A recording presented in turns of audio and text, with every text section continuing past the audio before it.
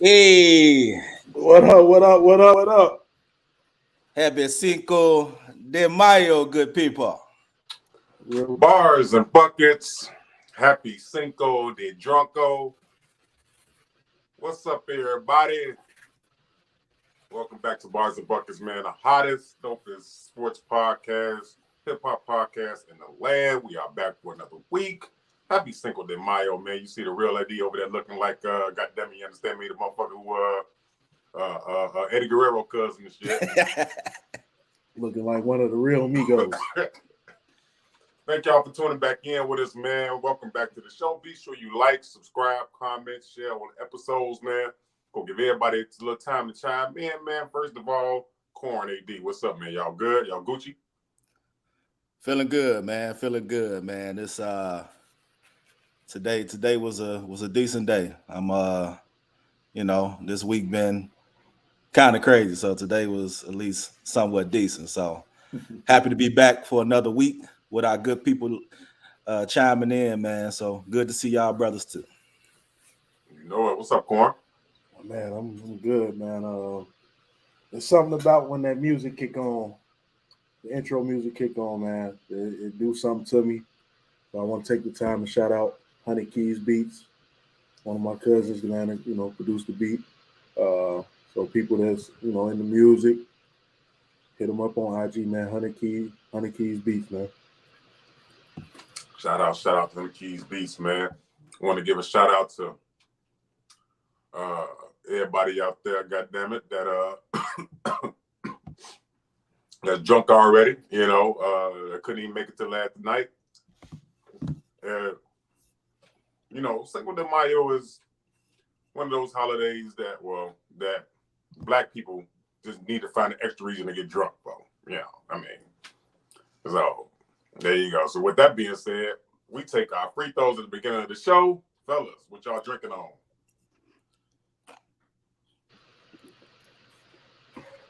Well, I got the tequila going tonight. Oh, you got tequila tonight. Got a little margarita in my cup. Oh, that's what we working on tonight. Got a little 1738 inside. 1738. 1738 inside this cup. I'm gonna cover the cup, but they ain't cut no check. So yeah, mixed with a little vanilla Coke. There we go. Right.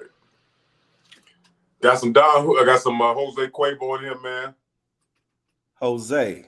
About to go ahead and knock him off, man. So let's get these drinks in the air. Let's do it. Cheers to a good show, fellas. Let's do it. Yes, sir.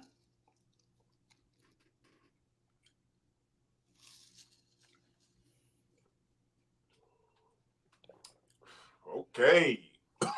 Yeah. All right. So there's been a lot going on, man. If you tuned in with us last week for the NFL Draft Edition, man, thank you guys. It was a great show. We had a good time, man. Shout out to the homie, man, who came on with us last week, man. Definitely looking forward to having him back on.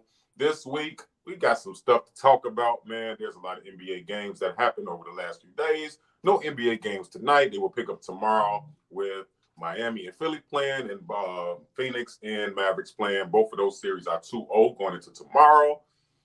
Fellas, before we get started with those two games that start tomorrow, we talked about a series, right, going into last week's show, Boston and Milwaukee, right? The series is 1-1 now, What is your take on that series? And I want to talk about another series after that, but let's talk about this Boston-Milwaukee, man. Who has the edge, and who do you think is going to take it? Who's your prediction now? Did you change, or is it still the same? Still got the same prediction, man. I still got Boston coming out of that series. I think the first game, Milwaukee played a little bully ball and took them out of their game. They relied too much on jump shooting in terms of Boston. They didn't attack the basket, didn't get in rhythm. I think that second game, they certainly made an adjustment, both offensively and defensively, actually. Trying to contain Giannis and make it tough for him. Even in the post game, he kind of talked about, how uncomfortable he was. And I think that he'll do what he can to make his adjustment on his end. But I just think from a defensive standpoint, with them being, of course, the best defense in the league right now, I think they're in a good place. I think these next 2 games are going to kind of decide how many games this goes. It's going to be real tough for Boston to take 2 in Milwaukee. But if they do take 2 in Milwaukee, it's over quick. Okay. Corn? I'm sticking with my prediction. I picked Boston. I was shocked by the first game. I thought Boston was going to do what they did in game 2 and game 1. Especially since they had just came off the series with the Nets. Game plan was still in their head, what they need to do. It was all fresh. So I was shocked. But I was a little relieved to see game 2 that they did exactly what we talked about on the show. Playing up on Giannis, making him uncomfortable, making him rethink things, making him second guess himself. So I was definitely happy to see that. As far as what's going to happen, I don't know. I mean, they may split back in Milwaukee. I'm gonna go with a split, but if they get 2, it's over. Just Giannis can chill out for the summer. Yeah. If they get these 2, it's a wrap. So to piggyback off last week, did both of y'all have Boston in 5 or 6? 6. 6? I think if I said 6, I either said 6. Yeah, I said 6. I sure did. I remember when I rewatched it. I said 6. Yeah. So if y'all prediction is correct, that means that y'all both said they're gonna split in Milwaukee, right? So that means 2-2, right? Yeah. If they split, it's going to full games. It's going what? If they split, it's going full 7. Wait a minute. But what happened? Okay, see, that's what I want to talk about. I said Boston in 6, but if they split in Milwaukee, they're going full 7, but it's still going to be Boston. Okay. Yeah. You said Boston in 6. Right. But if they split Milwaukee and it be 2-2 going back to Boston, right, then it's going 7? Yep. Why is it going 7? To be honest with you, I think that I don't even want to say the league is going to have something to do with that, because I don't want to put it that way. But I do think it's an intriguing series, just like the other one we're probably going to talk about. That's really intriguing too. That's going to go 7. But I do think that because they would have to close out. So if they split in Milwaukee, they would have to close out in Milwaukee, and that's a big ask. You know what I'm saying? That's a big ask to do. So I think that if they do split, I think they close out at home. They don't close out away. So, and once again, everybody, thank you for Tony the Bars and Bucks. Man, we talk about the NBA playoffs, talking about this series of Boston and Milwaukee. Do you feel like Boston slept on Milwaukee the first game? Grayson Allen, Bobby Portis, the role players in Milwaukee. Y'all feel like they slept on them?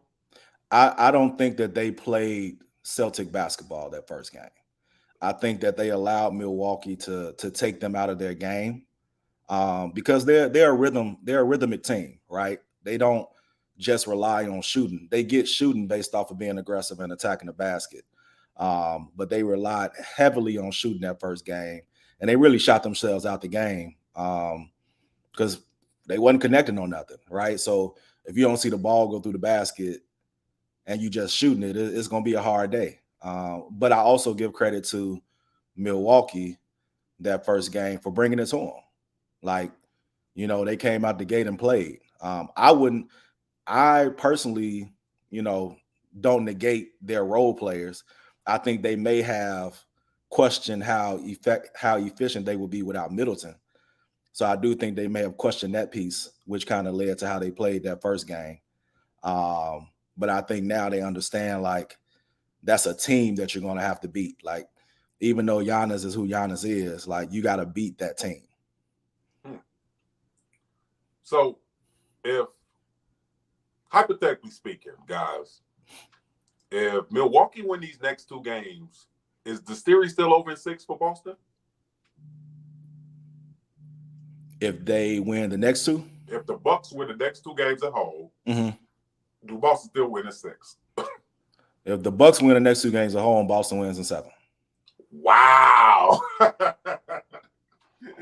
What is with y'all with Boston, man? Yeah, I still stick with Boston because I just, unless and Wow. the thing and the bigger piece is what I heard today is that potentially, even though he's ruled out, potentially they're looking like at a week-to-week kind of re-examination of where he stands in terms of Middleton, right?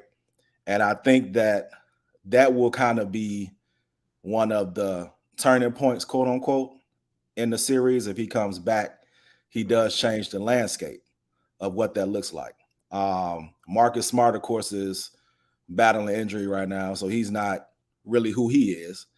And they did win game 2 without him. So, it just, for me, it's just matchups, man. Like, I am still a proponent of defense wins. I'm still a proponent of that. Like, until I'm proven otherwise, defense is going to always win out for me.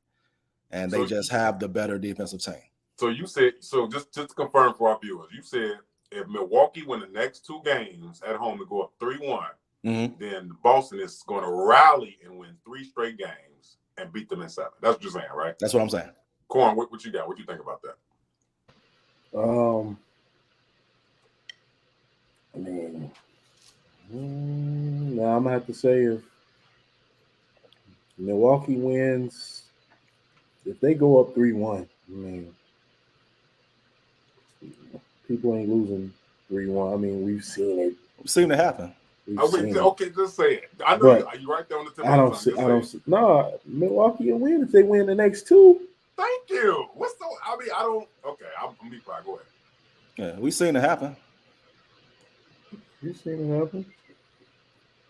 The Bucks would have to have a total collapse, meltdown, to go up 3-1 and lose in 7.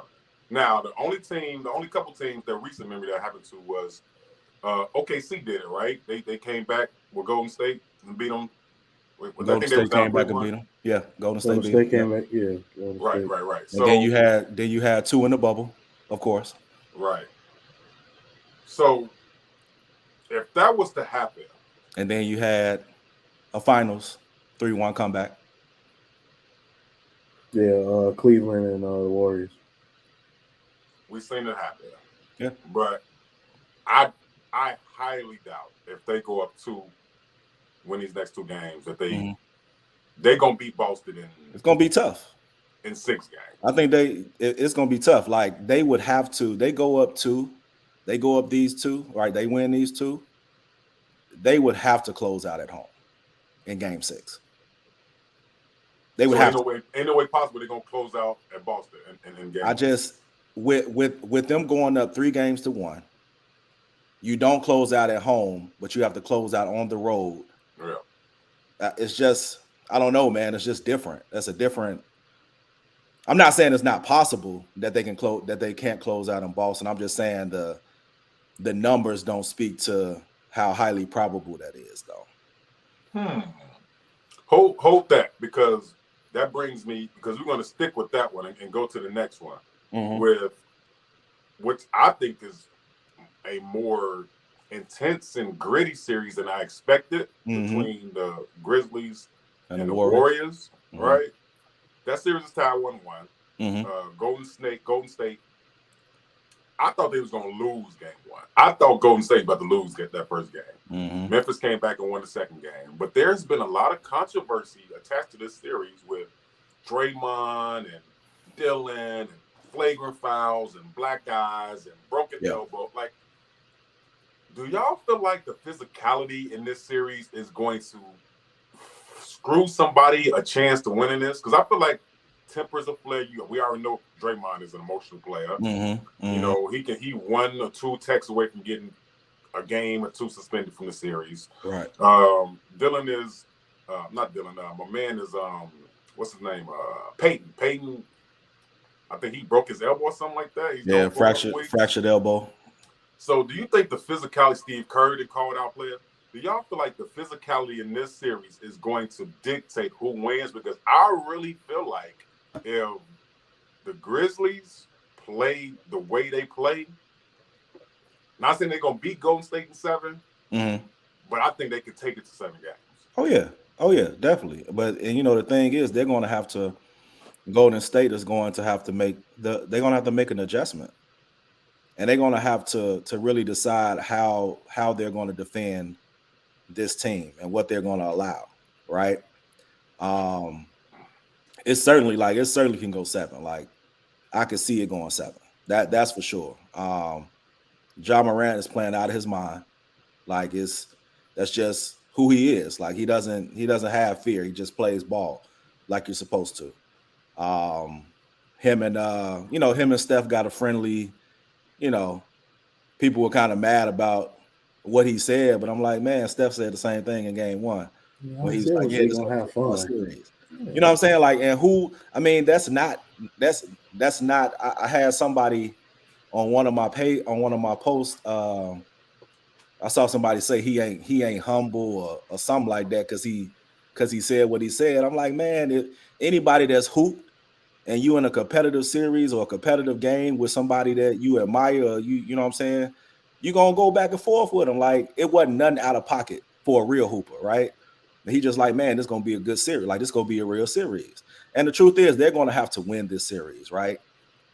Memphis is not going to lay down for Golden State. Golden State has the pedigree, right? They have the pedigree. They have the pedigree to close out in somebody else's arena.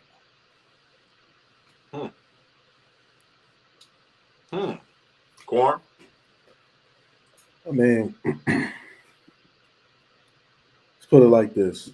Like I said, Memphis was a sleeper the whole time. You know what I'm saying? Like I said, they had, it was going to be a good series the first round with the Timberwolves. I was like, if somebody going to beat them, it's going to be the Timberwolves. Because, they matched up really well. It's like they was almost the same damn team. You know what I'm saying? To a certain degree. As far as who going to win, like I was telling somebody at work, in this series, I'm pulling for Memphis. In this series, pulling for Memphis. But ultimately, I have the Suns beating them and going on to the finals. But as far as like what Josh said to Steph Curry, that's basketball, bro. Right. It wasn't like he got in the press conference like, yeah, I just bust Buddy ass. Just gave his ass 47. All he said was it's gonna be a fun series, man. Fun mean it's gonna be competitive. Fun mean we ain't laying down. Yeah, I'm gonna go at somebody I've been watching a nice chunk of my life. That's fun. Like, people, they worry about the wrong thing, man. Yeah. They even dapped up when he said it. Yeah. That's the crazy part. Fun. Yeah. Let me ask y'all a question. Is Ja Morant a top 3 point guard in the NBA?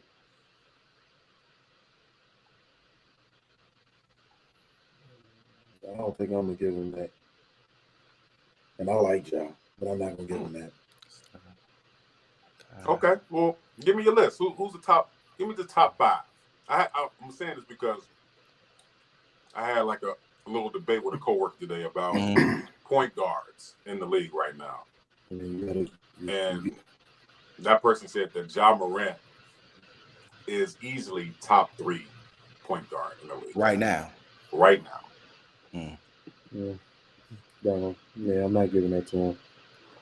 And I like Ja. And I feel Ja is, like I told someone yesterday, and 2 years, 3 years, he gonna be the face in the NBA. Okay. Can definitely see that. So who's better than him point guard wise? We know. Okay, but just give me who you think is better than him point guard wise. CP3, Steph, and Dame. Who? CP3. Okay. Steph. Okay. And Dame. So that's 3. That's 3. So that's why I can't put him in my top 3. No, you told me 3, right? That's why I can't put him in my top 3. Anybody else outside of that? Oh, so it's debatable, ain't it? Not top 3 is not debatable. Top 5 is debatable though. No, I don't know. I mean, let me look up. See, I mean, I'm thinking about all the teams now. Yeah, see, that's what I look like. I need to. I feel like Ja Morant, and I agree with you, AD. I feel like Steph, Dame, and Chris Paul. Ja is that 4th. All right. I can't think of another point guard in the league that I would rather have starting my squad right now. People would say Trae Young, or they would say Kyrie, right? They would say, these guys. But is Kyrie or Trae Young right now better than Ja Morant? Kyrie is definitely better than Ja Morant. Let's not do that one. I mean, I'm looking at a list of NBA point guards right now, and you got to go with Steph, Chris Paul, Dame, regardless of what people say. With this one, Russell Westbrook. Hell, I didn't even think about Luka. Gotta go Westbrook. Russell Westbrook is better than Ja Morant right now. I'm going with Westbrook. Based off what he's done in this league. Yes. Luka's a point guard? I thought Yeah. Luka's He listed. I'm looking at the same thing. Say point guard, shooting guard. I'm looking at it myself. His primary is point guard. Right. I still get an edge to Ja over Luka. I mean, that's just my opinion. What do y'all, Yeah. You got people chimed in. I don't see nobody saying nothing. So Ja Morant is not only a top 5 point guard. I feel like he wins this series. He's getting in that top 3 conversation. Yeah, he win the series. Like I said, if like when we talked about the Timberwolves series, and I was like, if he outduels Patrick Beverly, he gonna elevate. You know what I'm saying? Like, all right, one of the best defenders, I got down on him. He gonna elevate. This is like maybe in the NBA, one of the top 5 on-ball defenders, Patrick Beverly. So I'm like, if he do his thing, he definitely elevate him. I'm still looking at he's averaging 40 right now for the series, correct? Who is? Ja. Probably. Yeah. Now I got a question though. From what we are seeing, how you feel about? I mean, Tyrese Maxey doing his thing too. How would you feel with him being thrown in the mix? I'm just asking a question just to get the people going. I'm just looking at names. I can't now. You're a baller. I can't put Maxey. I can't give him his flowers yet. He's a baller, but I can't put him in that type of light. And I will circle back on this, right? Because we're talking about the point guards that can determine the series, that can determine if a team is going to win the series or not. We all know Steph can definitely do that. It's still at his age. Now, I want y'all to think about the point guards that we noted that's better than Ja right now, that's playing in the NBA. Steph is in his 30s. Dame is in his 30s, right? CP is definitely in his 30s. I don't see another point guard better than Ja Morant. Not only in his age, but damn near in the 30s. And that's why I say if Ja Morant somehow finds a way to beat the Golden Boys, as they call them, if he comes out this series and he wins this series, I'm putting him in that top 3. Yeah, I'm still not. Good point, Blake. For sure. Also, another good point because Drew Holiday is very underrated. Very underrated. Very underrated. Drew Holiday is exactly what you want out of a guard. Yeah. Exactly what you want out of a guard. He can knock down shots. He gonna defend. And Drew Holiday don't make a whole lot of mistakes. But when he bad, he bad. Yeah. But it's rare that you see Drew bad.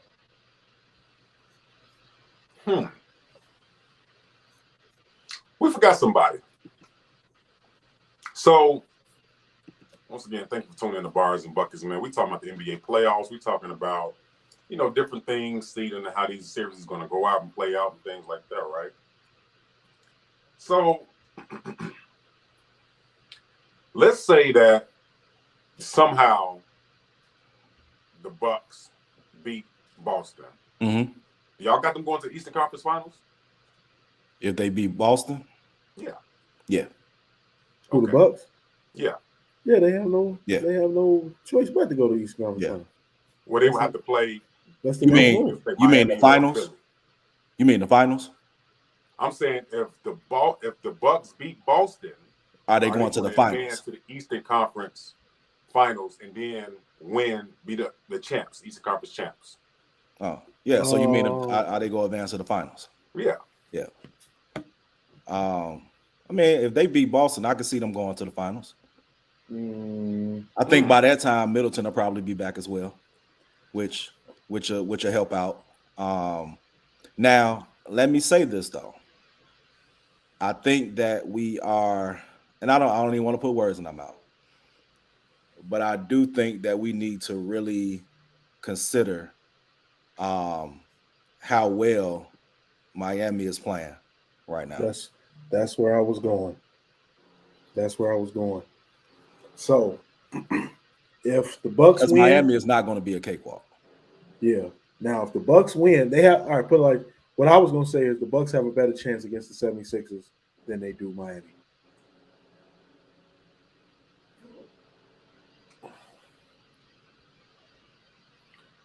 Okay. Miami beat Toronto in the first round, right? They beat a more complete team. Okay. I'm just saying they beat Miami in the first round. Miami beat Atlanta in the first round. Okay. 76ers. Miami beat Atlanta in the first round. Mm-hmm. Then they are facing. Then they're facing Philadelphia without Embiid. Yep. It's and they're neutralizing the hell out of Harden. Yeah, Harden looking. But Maxey is cooking their ass. So why isn't Miami going to the finals then? You said why aren't they going to the finals? Why aren't they going to the finals? Because they're not going to beat Boston.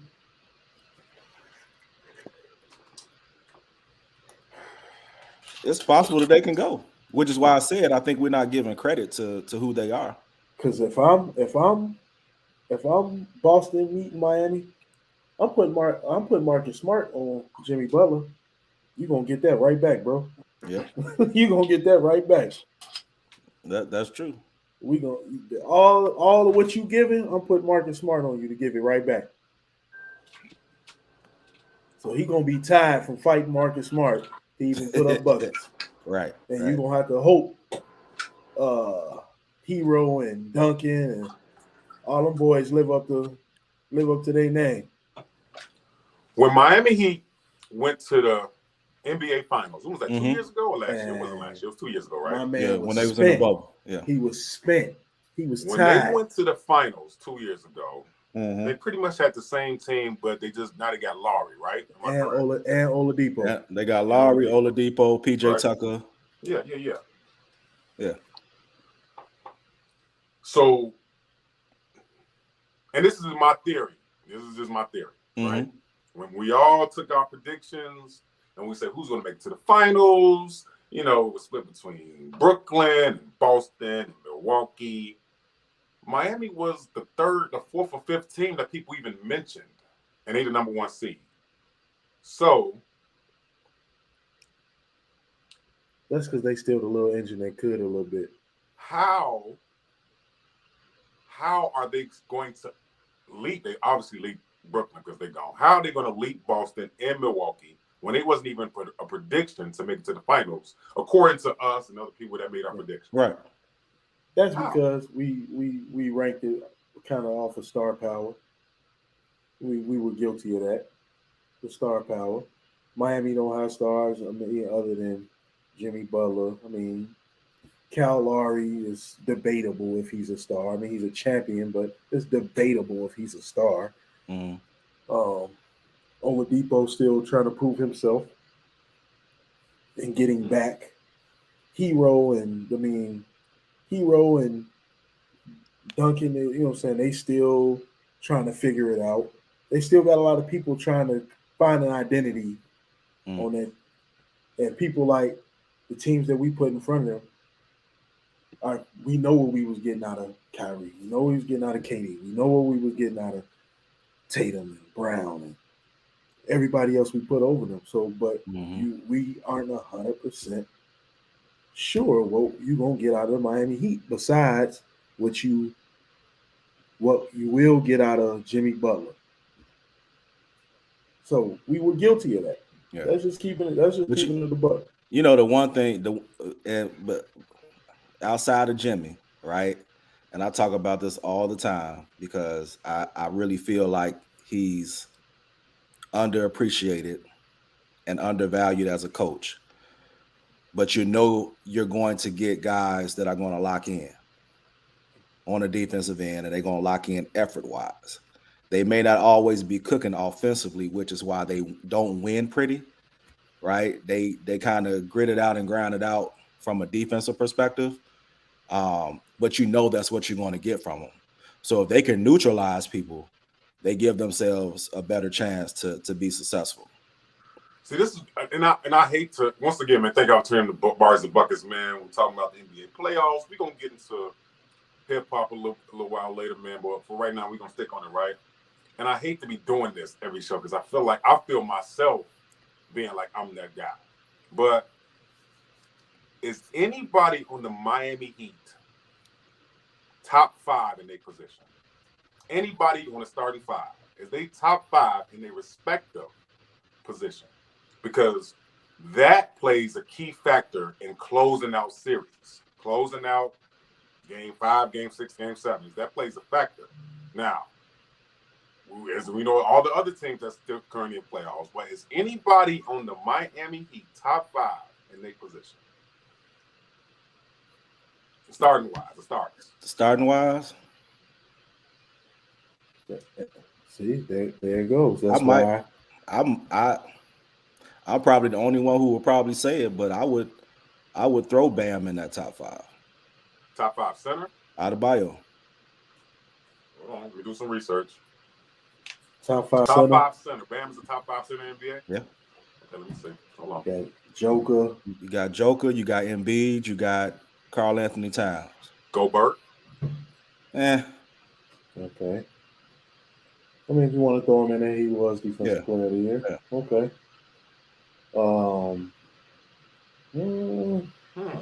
Let's see. There's somebody better than them. No, I'm missing somebody. I'm missing somebody. There's somebody better than this. There's somebody better than him. There's somebody better than him. I don't know if I can get him top 5.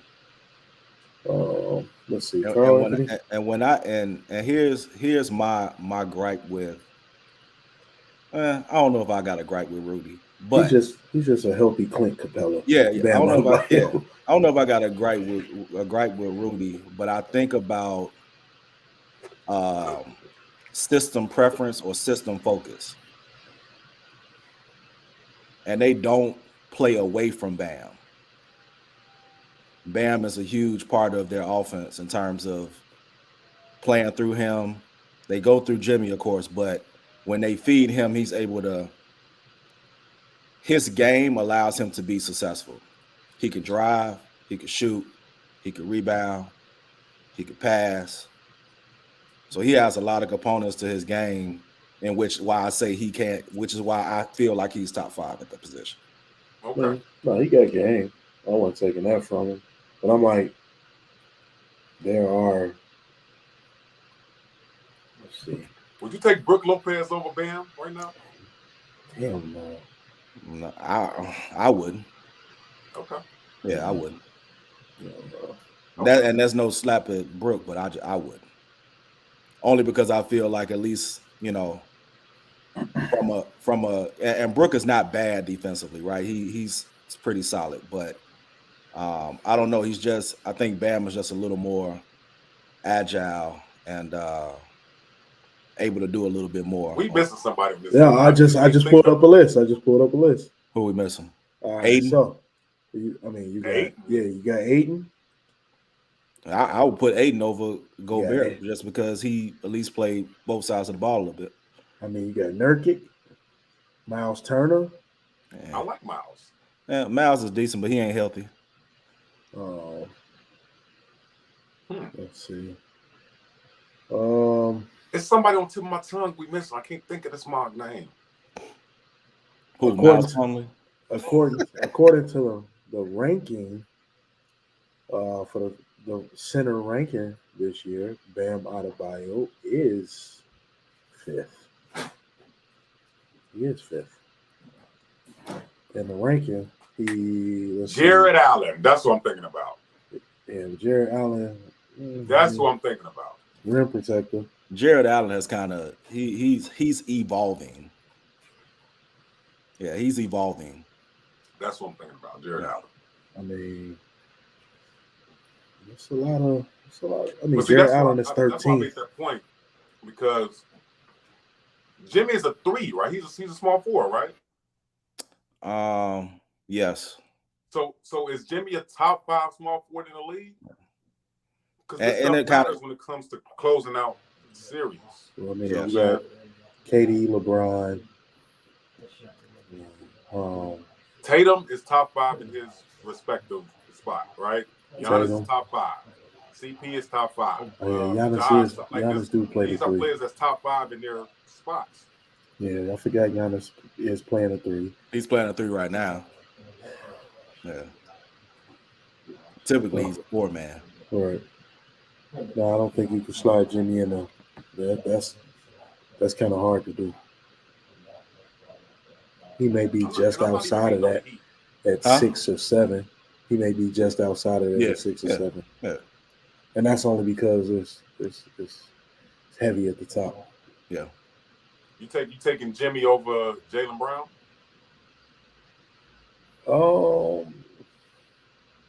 That's kind of hard because Yeah. for me, Jaylen Brown's a 2. if I'm going young, Jaylen Brown's a 2?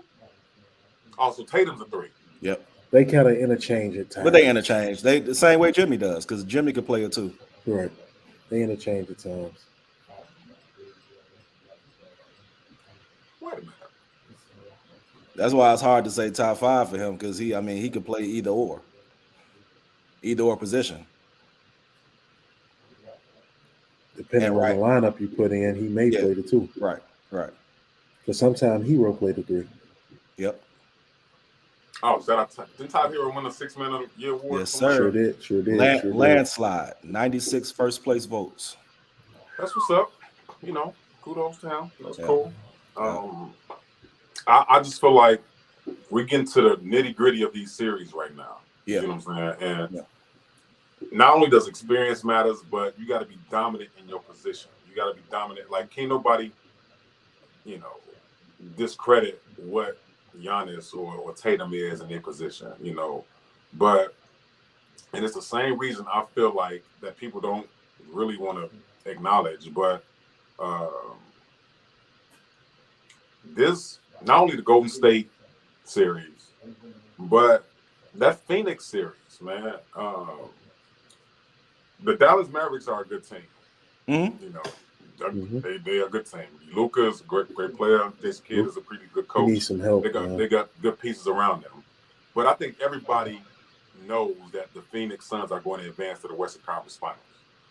So let's just say that Golden State beats Memphis in 6 or 7 games. Mm-hmm. Corn already picked the Phoenix Suns to go back to the finals. Mm-hmm. Do we really think that if the Phoenix Suns go back to the Western Conference Finals and they beat, let's say they beat Golden State, which I don't know, that could be a toss-up. Mm-hmm. Phoenix Suns lost last year to the Milwaukee Bucks. Mm-hmm. So if y'all telling me that Milwaukee not going back to the finals, y'all telling me that Boston going to the finals, y'all telling me that Boston is going to beat Phoenix Suns to win the NBA championship this year? I don't think I said that. I'm asking. But to clarify, no. If Phoenix makes it back, they're going to win. Oh, yeah. Yeah, that chip is just too heavy. Like they know what it feels like to get that far and come up short. Okay. And not only that, you feel the same way, Corn? The Suns are winning like going to the finals regardless. Okay. Yeah, they know what it feels like, man. You to be on that side of the coin 2 years in a row, bro. That's any of the 04 Pistons. I feel like there was. Ben Wallace was the top 5 center in 05. At that time? Yeah. She was definitely arguably a top 5 point guard. She was definitely top 5 in the power forward position. Power forward, yeah. I feel like 04. Now I don't, forgive me. Who did the Pistons beat in 04 to win the championship? The Lakers? The Lakers. They beat Gary Payton and Karl Malone. Kobe that was and that Shaq. team? Yeah. Wow. See, wait. With Gary Payton and all them, that was Gary Payton, Malone, Shaq, Kobe. Wow, yeah. I didn't know that. Yeah. Okay. Well, that even proves my point even further. Ben Wallace was a top 5 center in 04. Chauncey Billups was arguably a top 5 point guard, floor general for that team. You got Rip, you got Tayshaun Prince. I'm not saying Tayshaun Prince was top 5, but a good role player. Who they had? Sheed? Yep. So yeah, I feel like they had a lot of top 5 players on that squad, you know. But when you think of championship teams, the Spurs, Tim Duncan was a top 5 in this position. You know what I'm saying? Was Tony Parker ever a top 5 in this position? Yeah. Hell yeah. Down talk Tony Parker, man. Go try to diss TP like that, man. I personally think Tony Parker is a little overrated. But he's good. Man, what overrated? I feel like he's a little overrated. In his time in the league, give me 9 other people better than him. In his time in the league, point guards. 9 other people better than Tony Parker? Just 5. Just get 5. We ain't got time. Wait a minute. What time point frame guard are you talking about? While he was talking about a certain year to a certain year. While he was in his prime of what Tony Parker is considered to be his prime.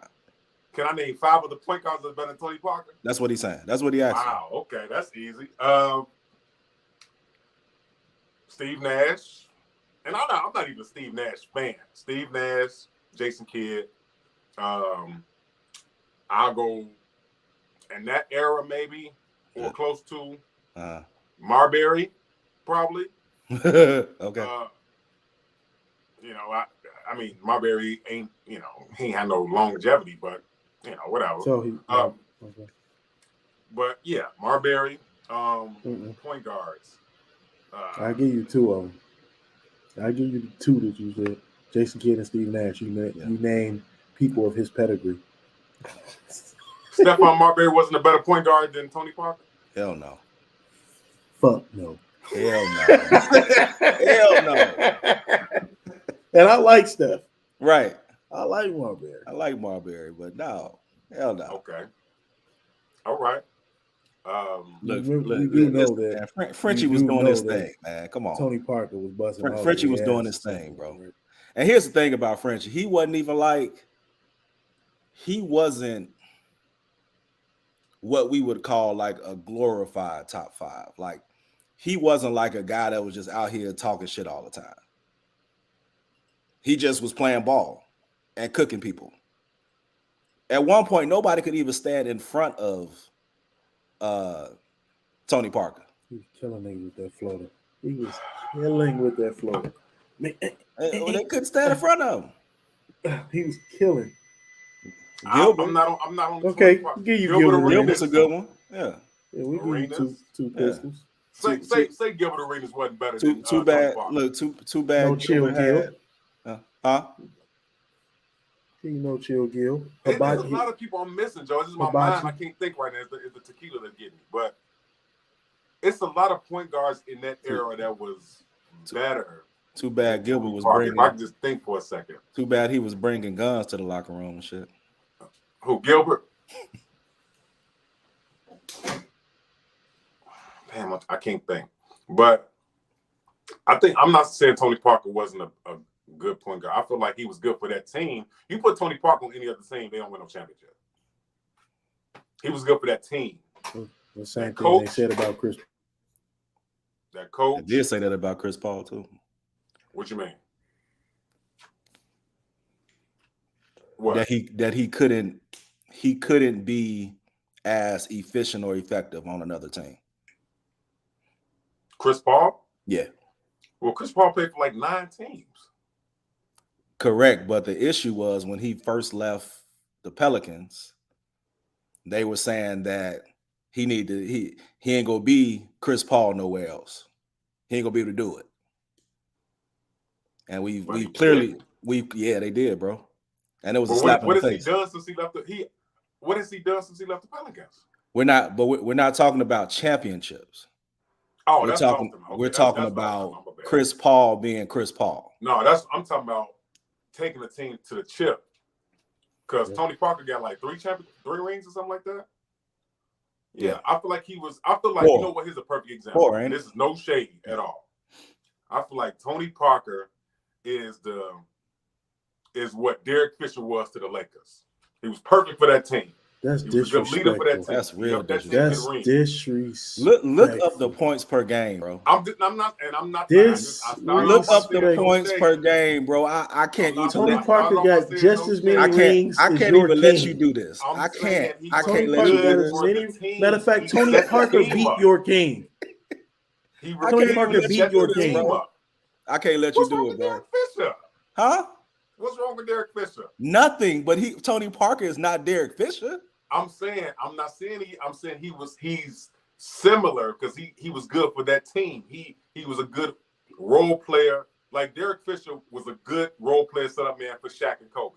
Tony Parker was a good setup man for Tim Duncan and the Admiral and Ginobili and all that. You see what I'm saying? He was good for the team. I'm not, that's a good comparison. This guy's Tony Parker was, and I'll look this. I feel that I'm pretty knowledgeable about the game. Tony Parker was the second option for the Spurs. Wait a minute. Tim Duncan was first. Mm-hmm. Parker with the pick and roll was second. He was the second option. I feel like Ginobili was more of the second option. And when it didn't work, Not Ginobili.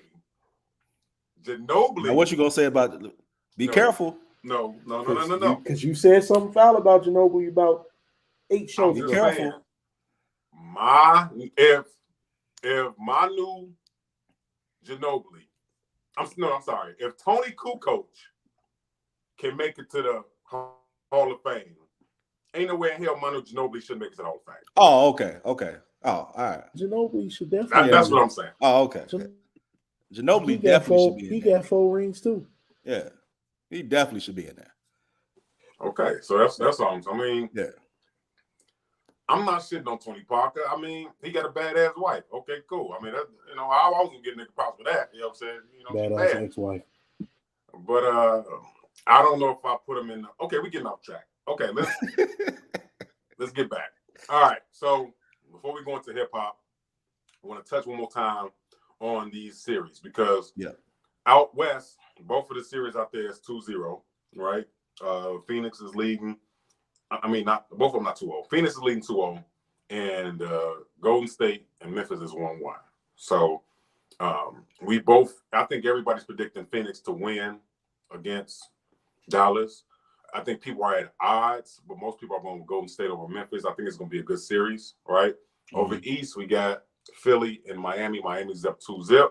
Then Boston and Milwaukee, they're 1-1. I think for the most part, people feel that Embiid is the key because reports are he's going to play for Game 3. So negative. If Embiid come back and they went 2 in Philly, if Embiid comes back and they went 2 in Philly, does that change that Miami-Philly series? Dog, let me just say this. We athletes. All three of us have played. We done had our injuries. Hey, bruh, this got to be like a week, maybe a week and a half since he fractured his orbital, and he's coming back for Game 3 in less than 2 weeks.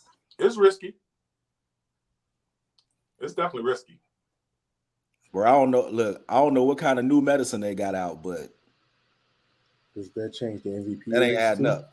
Since the MVP race is kind of equated in playoffs, like if he don't come back, does he still get MVP? I feel like if you don't, that's just going to show that the MVP is bullshit because they base it on playoffs and regular season if they do it like that. MVP is supposed to be for regular season. Mm-hmm. But you're right. I feel like if they do, it's going to show that it's bullshit, and they judge it on playoffs too. You know, because I still think that because I feel like he's going to play, and I think that's going to Philly. You know Philly's going to be buzzing for Game 3, especially if Embiid plays. Right. So if they win 2 in Philly, it's a toss up. Mm. Yeah, I don't know, man. I just can't. I can't fathom this dude coming back, man. Not right now. I just feel like, and not to say that anybody's gonna just be out to get him, but with how physical Miami plays, like it's gonna be hard to keep yourself from getting hit in certain places. Okay, all right. That's fair. And he still gotta. Which he probably won't have a hard time doing, but he still got to pass concussion protocol too. He do, yeah. Oh, you know what? Because we talking about the NBA playoffs and everything like that. Everybody's giving their points on it. You know, before we switch to hip hop and everything like that, I just want to throw an off-script topic with the NBA. All right, let's do it. Zach LaVine is a unrestricted free agent, right? Mm-hmm. Did an interview and was, pretty much saying, this is my first time being unrestricted. I feel like I should get paid what I deserve. I feel like I proved myself in the league. He's like, I'm going to let my agent, Rich Paul, I'm going to let him handle all negotiations. When they asked him about, is the Bulls the front runner? He said, look, I enjoyed my time in Chicago. I know that me and my relationship with AK is really good. He's like, everything is on the table. And they asked him again. He was like, well, yeah, the people in Chicago, they want to know, are they the front runners? How do you feel about Chicago? And he was like, I'll say it one more time. I enjoyed my time in Chicago. I gave him the best 4 years of my life. I love the city, but I'm going to do what's best for me and my family. Then the next day, reports came out of LA trying to work the behind the scenes sign and trade. Rich Paul is LeBron's agent. Mm-hmm. Rich Paul is Zach LaVine's agent. Mm-hmm. Rich Paul has a great relationship with AK. Rich Paul has a great relationship with Rob Pelinka. Behind the scenes, supposedly, allegedly, they're working a sign and trade for Zach LaVine to go to the Lakers. Mm-hmm. Please tell me what y'all think about that, man. If that's true. Sign and trade for who? Right. I don't know. I hope it's not Westbrook. Oh my God. It better not. I'll take Westbrook before I take Anthony Davis. I'll take Westbrook before Anthony Davis. Buddy, he from the crib, but we don't need him to play here. He going to play 42 and a half games. We don't need Buddy here. We do not need Buddy here. Well, I could tell you if he is put in it in terms of Westbrook, if he's put in that, then he better be reworking his contract too. He ain't making $7 million? We're not signing and trading for a guy that's on a 1 year, $47 million option. We're not paying him $1 million a game because that's all. Nah. 47 games is all he gonna give the Bulls. I swear, the Bulls do that. I promise you, I'll start watching basketball, bro. There's got to be more. You know, it's got to. I don't. Zach can set himself up if he wants to. I don't think that if he wants to leave and he feels like it's a better situation, for me, that's not a better situation for him. Not going to LA? No. Where he's played college ball, where all his family's at. Yeah, I get I get that part of it, right? Yeah. But I feel like he's just I don't like the constructs of the team right now. Right? He's walking into a place that's they don't really have any structures right now. I agree. You know what I'm saying? At least the Bulls have a consistent, like, we know what we're getting back in terms of the front office, the coaching staff, the players. We know what we need to do to make the team better. You go over there, bro, you not it's like you just for me, if he goes there, it's just because he wants to be at the crib in front of family and with friends. I just looked at 3 possible signing trades. Well, I'm looking at one now. There's 3 of them, though. They got one between the Bulls and Miami. The Bulls will get Tyler Hero, Duncan Robinson, and Omar Yurtseven for Zach LaVine. That's stupid. The next one, let's load up the next page. This is foolishness. Then they got one with Philly. Tobias Harris, Thibault, 2023 first round pick, 2026 first round pick, and a 2028 first round pick. 3 picks. Damn. That sounds more like That'd be hard to turn down. That would be hard to turn down. Yeah. And I'm sure the last one is this LA one. Let's see. No, it's Atlanta. The Bulls will receive John Collins and Onyeka Okongwu. Yeah, the center. Oh, okay. Yeah, for LaVine. That's it? Nah. Hell nah. So Phillies. That Sixers one is tough though. That 6th one is tough. I'll be right back. Thibault and Tobias Harris. That's a tough one, bro. Like you bring that to the table. I might do it. I might pull the trigger on that one. Yeah. I might do that one. I might pull the trigger. Because you're getting Thibault, that's defense. You're getting Tobias. That's buckets. Yeah. Tobias is Debo played a 2. Tobias Harris played a 3.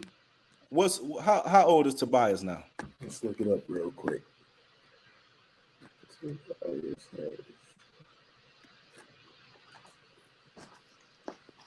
All right. Tobias Harris will be 30 this summer. Will be 30 this summer. I don't know if Zach is 30, right? Yeah. Let's see, just to confirm. I don't know, bro. That Zach is 27. Zach is 27. Okay. Yeah, he just turned 27. Okay. So Zach got Tobias got a couple. I don't know, man. Some draft picks got to be attached to that. That's why the Philly one was a little more. The Philly one was because they were getting 3 first round picks. Yep. 23, 26, and 28. Yeah, that would be a hard one to turn down. Yeah. Zach LaVine, if you listen to the show, I know you listen to the show because you love bars and buckets. I already talked to you already. That's right. Damn right. If you listen to the show, man, just stay here, man. You know, you got a good team that can compete in the Eastern Conference, you know, which is not as tough as the West, but it's, it's the Eastern Conference. You got a good team. You don't have to be the number 1 option here. You know what I'm saying? Like last year, you was the number 1 option. You ain't got to be number 1 option here. You let Debo, do his thing, I'm still on the fence about Booch, but I like Booch. I feel That's like who. Booch That's needs who'd to be stay true to leaving himself. Chicago. You see what I'm saying? I like Booch. People are talking about trading him for Gobert. I'm kind of 50-50 on that. But if I would say keep Vooch and let him just work his ass off and stay true to himself.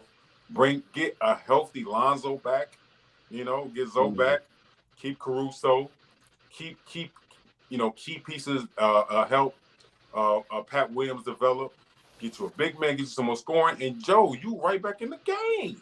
Y'all might, you know what I'm saying? So if it's money, have Rich Paul talk to AK. Look, man, I know you're only trying to give us 30 a year. Is there anything we can do to get it to 34, 35? You know what I'm saying? Like, just, it's negotiations. You go to San Antonio, you go to Sacramento, you go to the Lakers, Joe, you cooked. You ain't, you cooked. You're not going to no damn playoffs. You damn sure ain't going to no championship. So that's just my opinion, Zach, if you're listening. Guys, y'all want to tell Zach anything if you're listening? Man, listen, Zach know what he got to do, man. I feel like, we have some components here in Chicago to make a run and be successful the next few years, right? We, making it back to the playoffs was step one. So you get a taste of what that feels like, what needs to happen in order to be successful in the playoff run. That alone should excite you if you're talking about, re-signing. Of course, you also want to talk about what's going to be done to strengthen the team around you, right? So Zach, that gotta be your conversation. But out of all the teams that we didn't heard came up with your name in it, bro, like, you don't need to go nowhere, man. Like, this is where you need to be. Like, you gotta, for the most part, I think everybody got fans that's just outlandish, right? Like, they're just stupid. But you got people that rock with you. Like, we know you weren't healthy. You weren't 100% healthy, right? Yep. And we know that that's, something that, of course, you need to make sure you focus on. But you got people that rock with you, bro. Like, you got people that want you to be here, and you got a team that could be successful, man. And you're a key part of that. So, ultimately, at the end of the day, whatever we say won't matter much because you got to do what's best for you and your family. But like, this is the team, bro. Like, we in a good place. We just need a couple more pieces, and we can make a run at it. Corn, what you telling Zach LaVine there? Because he's listening right now, bro. He want to hear your advice about what he should do in free agency, man. Man, same thing. Do what's best for you. But if you're trying to win, if you ain't going somewhere that's already contending, they can pay you, which most contenders can't pay you because they already been, wrote checks. Because if he leave the Bulls and go to, I just don't see if he even did the sign and trade to LA. Anybody that's ever played next to LeBron doesn't really shine. They struggle. I think he'll have a Westbrook year playing next to him. Any other team, he's just gonna be back to when he's in Minnesota getting bust on a regular, and losing, making money but losing. Mm-hmm. You know what I'm saying? So I mean, his best bet to stay in Chicago. You know what I'm saying? That's about it. But if he got to do his best for his family. Facts. Zach, stay to the crib, man. I know it's a lot of temptation out there as far as the bread. Get your bag. We hope you get your bag, but I say stay to the crib, man. And one more thing before we switch and go to hip hop, man. There's reports that the finalist for the Sacramento Kings job is Mark Jackson, man. I'll get that man a job, man. And Steve Give Mark Clifford. Jackson a job and stop playing, man. I'm saying it's I don't know Steve what Clifford. the whole, you know what I'm saying? Get that man, let him be in his glow. I feel like he will really do something with them pieces over there in Sacramento. Sacramento got some pieces, man. I get that man a job. Sacramento definitely got some pieces over there. Sacramento got Sabonis, Fox. Still got D Fox. Shit. Sabonis, Fox. I know I missed something. Yeah. Let's see. Sacramento, the Kings. Yeah, pull it up because I know I'm missing some people on that one. Who with Sacramento? Yeah. They got my man, the young kid. Damn, what the fuck's his name? Come on, man. It's on the tip of my tongue. What is this kid name for Sacramento, man? The young dude that's been killing. I'm drunk. I know they got what's his name too. Shit. Come on, y'all listening, man. What is I know they got kid? Davion Mitchell. Davion Mitchell is a Davion, nice piece. Yeah. He a young he can ball, man. He was with the Rising Star. He can ball. Yeah, he a nice. Rashawn Holmes. Rashawn Holmes is a decent squad. player. Alex Lynn. And they got a lot of money to spend in free agency, man. Give Mark Jackson that job, man. Stop playing. Like they got Harrison Barnes, Dante DiVincenzo. They used to play for the Bucks. Yeah. Mo Harkless. Justin Holiday. Josh Jackson. Pieces over there. Jeremy Lamb. Yeah. Decent. Trey Lyles.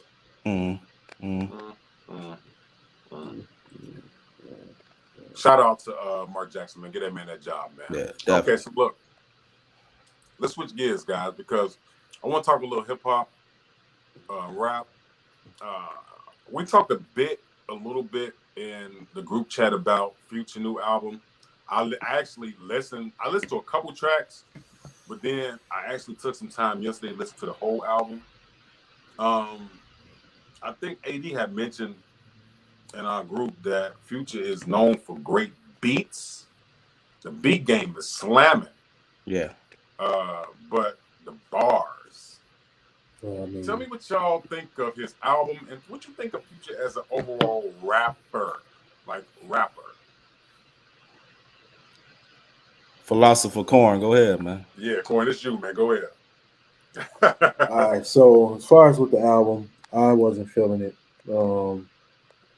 I played it, and I just wasn't feeling it. Especially like the first two songs, I was like, this was like I wasn't feeling it. I ain't gonna get on here and just go in on his album, but I wasn't feeling it. As far as his beats, Future gonna have beats. I think he needs to be a little more creative with some of his music. Like it's the same stuff. And it's like, okay, people will listen to the same stuff from Future or Rick Ross and then talk about Pusha T having coke bars. Future been telling us he fucking two bad bitches, doing lines, riding the finest cars, and got the drip since 2012. Damn. Even before that. You know what I'm saying? So I mean, with him being a member of the Dungeon family, I think like he would tap into that a little more. Because he is the name Future. The name Future came from him being the future of the Dungeon family. Oh, okay. So now bar wise, I mean, I don't listen. Like I'm not putting on Future to hear bars. I'm not expecting that from Future. Right. I'm expecting it. Yeah, in the car. Right. Hype myself up before I go to work. Now I did like the song with Kanye, and I did like the Holy Ghost song. But even those two songs wasn't like I'd rather hear Russell Wilson, man. That's funny. Yeah, I feel like when we talk about bars, see, this is a prime example why the Bars and Buckets podcast, we critique music and sports the same way. Just how we critique top 5 in a NBA as far as position, we critique these rappers. And I feel like Future is a person that got a lot of shine because of, the beats. He's connected with Drake a lot. So that puts him, a lot of places. He has a lot of notoriety. But the bar side, you know what I'm saying, is questionable. Do you think he gets a pass because of his beats and his notoriety with Drake and Ye and all these people? And being Sierra, baby daddy, all that shit. Do you think that fame is why he gets his pub in the music industry? I mean, yeah. I mean, anything like that, I think you take advantage of when it comes to the publicity side. It's how you how you stay relevant. You know what I'm saying? And Yeah. you know, just like you said, bro. Like, well, both of y'all said it actually. You don't really tune in to a future album to see what kind of bars he gonna drop. You know, I said in the group chat that it was mid at best. Like that was it just felt repetitive. It felt repetitive, it felt simple. But again, like I told you, I said the beat is what even allowed me to just even finish the album. The beats and how the songs went is what allowed me to kind of finish the album, man, because I don't know, man. I feel like he has to. I feel like there's still a evolution that needs to happen for him, and on the music side, and he could certainly do it. I mean, he has the fan base to kind of take advantage of that. Yeah. But yeah, man, I agree with you. I do think that some of those other factors do play a role in the fact that he's relevant. Like the album sound like he was trying to hurry up and get off Rocco label. Right. That's what it sounded like. You know what? That brings me to a conversation I had with a female today. She said, now, if you guys are tuning in, we from Chicago, so, I want to talk about this topic. She say, because I asked her, she seemed like a chick that likes a lot of rap. I say, sweetheart, who is the best rapper out here right now? And she looked me dead in my eye. And she's our age, bro. She's 37, I think. 36 or 37. She say, Reg, I ain't even gonna hold you. She say, Lil Durk got the motherfucking streets right now. This is her words verbatim. She say, Lil Durk got the motherfucking streets. Now, Lil Durk just performed here in Chicago, right? Mm-hmm. So completely out. Like he did his thing. He tore it up. Supposed to get love at home. There is some controversy attached to his name because, he has a lot of quote unquote people that's looking for him. So, we all know what that means. So he had a couple songs come out. He did a song with Gucci called Rumors that he did a lot of dissing in. I don't know if I asked y'all this on the show, but what is y'all take on Lil Durk as far as music content, as far as bars? Do Lil Durk really got the streets in Chicago? That was her words verbatim. She's like, Lil in my Durk, opinion, I mean, motherfucking streets. And I'm like, Durk, damn, okay. Durk cool. He's not my favorite Chicago artist. I mean, there's Durk music that I like, or that I heard. Oh, this is dope. Like I like this. As far as what he got going on in the street, and he can't move around the way. That's between that's his business. That's stuff out of our hands, our control, all of that. But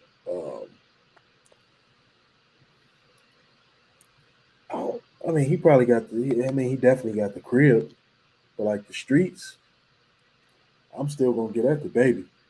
If I'm young, now it's still. I mean, yeah, Durk is probably number 2 if I was a little shorty, but I'm still giving that to baby. Mm-hmm. How do you feel about him bar wise, Durk? I mean, he's not.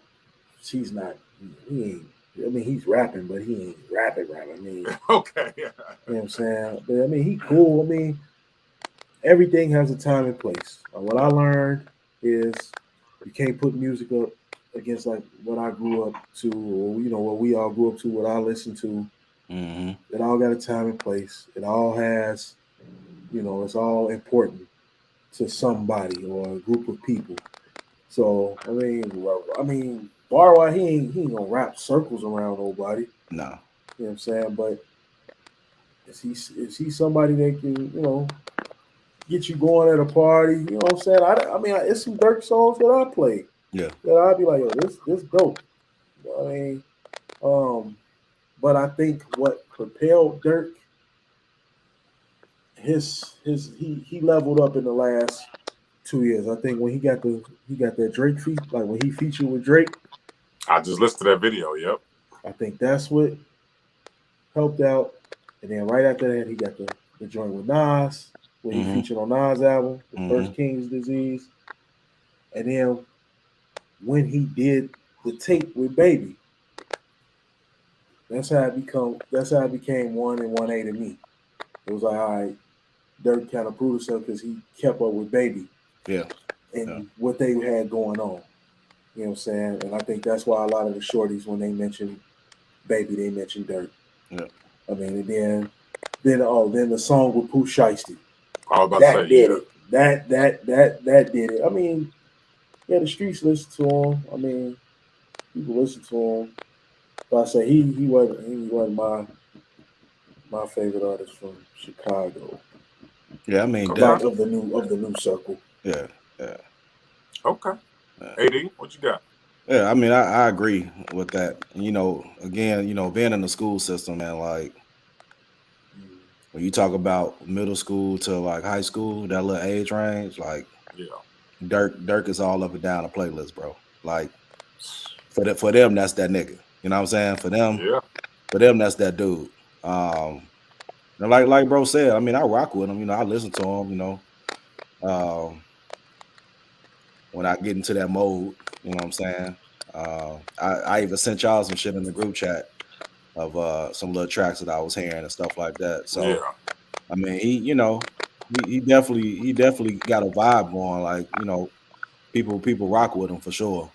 But I'm also on that fence too. I still give the edge to Baby. Really? Yeah, still get the edge to Baby. And I think just from a content perspective, um, and kind of what Baby is kind of dropping, it's just a little bit different. And for me, it resonates a little bit differently than Dirk's. So, can you guys? I'm curious. Who right now is the most underrated rapper, bar wise, that you guys can say that nobody's talking about? Underrated new rapper or just Or in rapper? general, who's an underrated rapper, bar wise, that nobody's talking about? Oh, I got one. And he fairly new. Joyner Lucas. What's his name? Yeah. Joyner Lucas. Joyner Lucas, yeah. Let me write that down because I never heard of that. Joyner Lucas. Joyner. Shit. Think I just sent y'all his shit too. Vince Staples. Yeah, Staples. Hold on. Vince Staples. Mm-hmm. So we got Joyner Lucas and Vince Staples. Okay, give me Big Crit. who do they put you in the mind of? Like as far as comparison. I don't want to compare him to this person, but he got I never heard either one of these guys. That's why I asked. If you guys are listening, we just dropped 2 names for you guys to go check out. And the reason why I'm gonna compare him to this person is because he got some work with him, and he did the flow. He matched his flow. Mm-hmm. I don't want to say this, but I'm gonna go with Eminem for Joyner Lucas. Really? That's not bad. Yeah, that's not a bad. Oh, I gotta listen to him now. Okay, not a bad comparison. Vince Staples is West Coast, bro. So he probably along the lines of like Nip and wow. I'll drop some heavy names here. Yeah. Is he signed to anybody? Vince Staples been in the game a long time. Yeah, he been in there for a while though. Vince Staples been in the game from the World Star Hip Hop days. Yeah.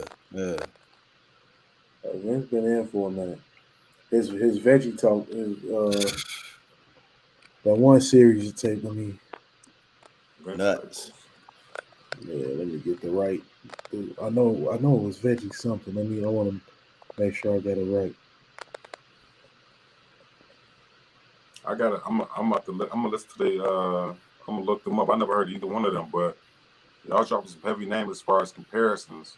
Yeah. So let me check them out. It's one more. It's one more guy. It's a few. Yeah, it's a few, but I'm trying to think.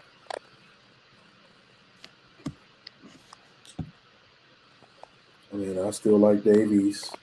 yeah, definitely Dave. Dave East. Y'all put me on Dave East, I think the show before last or something like that. Yeah, I like him. I like Dave East. I felt like I need to listen to more of his music. I only heard like 2 of his songs. Yeah. Does he have an album out? If you want some good Dave East, man, go play Keisha, Type of Time. Start with those 2. Then we can fill out the rest in the group chat. Oh shit. Lil Easy about to drop on the 13th? Yes. Man. Yes. I didn't know that. That's interesting. He dropping on the same day as K Dot. Yeah. Huh. I mean, Fabulous dropped the same day the Blueprint did. Fabulous debut album. Yeah. He dropped the same day Blueprint did. So, I mean, ain't nothing wrong with it. I'm just in my head, I'm like, damn, they dropping on the same day. Let's see. I'm about to listen to these guys. So yeah, that's why I like new artist alert. Well, they not even new. They new to me, or new to people that's never even heard of them. So be sure y'all check out them artists, man, because I like hearing music that I never heard before, especially added to my playlist. I still ain't listened to what's that joint we was talking about the other day, bro? Currency. Alchemist and who had an album? Currency and Alchemist. Currency. Yeah. Currency. The Currency been in for a minute. Yeah. Currency was on No Limit back in the day. Yeah. No Limit. Then he went to Cash Money, Young Money. Yeah. Keep your legs open with where the cash at? Where the cash at? For people that don't know, that was Currency's song with Lil Wayne. Where the cash at? Okay. Yeah, I'm writing these down so I can make sure. Currency is definitely now. He's a person that's underrated, slept on. That man is consistent. Yeah. Currency dropped a lot. He dropped a lot. That man dropped a lot of music, man. Currency was killing it during the pandemic. Currency was killing it during the pandemic. Okay. Man, let's see. Let's see. In 2022, he some homework. I like that, man. Come on, bring them all. Right. In 2021, 1, 2, 3, 4, 5, 6, 7. He dropped 7 projects in 2021. 1, 2, 3, 4, 5, 6, 7. He dropped 7 in 2020. 1, 2, 3, 4, 5, 6, 7, 8, 9. He dropped 9 in 2019. Like, the man got so much music, bro. Oh man. Yeah, the man got a lot of music, bro. Yeah. He's just like vibe music for me. You know what I'm saying? Like, he just vibe music, like one of them just chilling in the crib. You got the music like loud enough where you can hear, but it's still kind of turned down. Like sipping something. You be just kicking it, bro. Like, to me, it's not the same style music, but vibe music to me is like Currency, Travis Scott. Like, you just kind of just vibing out. Yeah. Yeah. Oh, check this out. So I just got a message from somebody on the line say Lupe versus Cassidy. Who you got? I'm going with the person I actually know. Oh, that's a good one. Somebody actually, Lil Baby Esco versus Cassidy. Bars for bars. one of the people I'm within 6 degrees of separation with, and I'm gonna go with Lupe. Over Cassidy, huh? And you a Cassidy fan? Yeah, I'm a Lupe fan too. Okay. Lupe fan. Yeah, he be milking the, but he don't really. Nah, he don't really talk about like.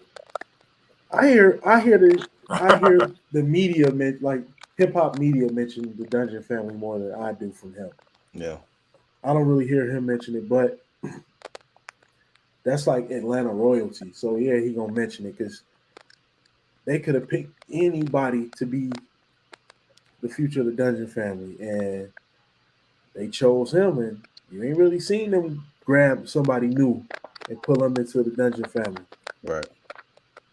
I'm sure they do have somebody that they probably working with, but they ain't said nothing yet. And so it's like almost hip hop wise to the mainstream hip hop, he's the last of the Dungeon Family.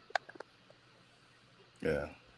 I know a few shows back, Corn, Frat had asked us about if we listen to like African joint or Afrobeat type Yeah. joints.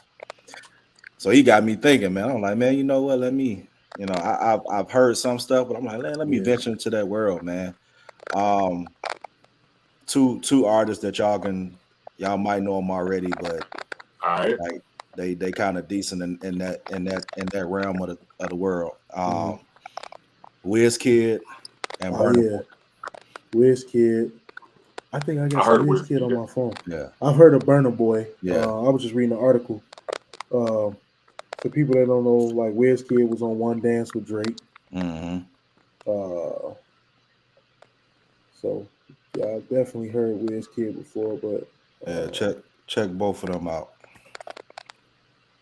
Yeah, Wizkid, who's the other person? Burna Boy. Hold on, I heard of him. I read an article on Burna Boy. Yeah. Yes. Burna Boy. Burna, yep. Burna Boy, yep. Burna Boy, yep. Now that Afro beats, a lot of that music coming out of South Africa should be nice, bro. Yeah. Yeah. I gotta check them out. I got a lot of artists that I listen to now. See. Yeah, Burna Boy is from Nigeria. Mm-hmm. Okay. So I mentioned earlier that when I asked the young lady, who, are as far as rappers, who does she One got? more, Davido. Yes. Who? Yes. Davido. Oh, I fuck with Vito. Yeah. Yeah. Now I know who that is. So I know that music. I just listened the other day. Right. Like I said, I asked her, about music and rappers, and like she said that